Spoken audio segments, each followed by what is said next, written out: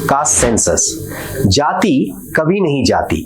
आज हम बात कर रहे हैं कास्ट सेंसस के ऊपर, यानी कि जातीय जनगणना के ऊपर।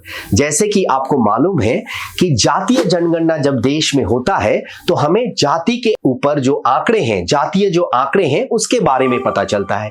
और ये बहुत ही महत्वपूर्ण है क्योंकि हम इसी के आधार पर तय करते हैं कि किसको क्या संसाधन मिलना चाहिए और कितना मिलना चाहिए। आफ्टर ऑल पॉलिटिक्स जो है वो संसाधन का वितरण है, तो अगर संसाधन का वितरण सही तरीके से होना है तो हमें आंकड़े चाहिए, और जाहिर सी बात है जातीय आंकड़े इस मामले में अत्यधिक जरूरी हो जाते हैं।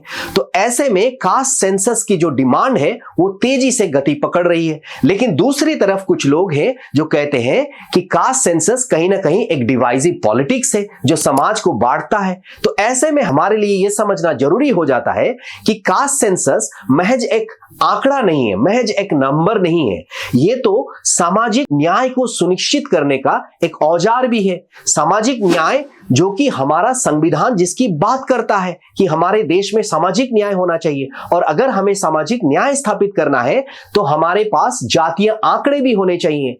तो आप इसके बारे में क्या समझते हैं? क्या कास्ट सेंसस वाकई में डिवाइसिव है या सामाजिक न्याय के लिए अत्यधिक जरूरी औजार? जरूर बताएं।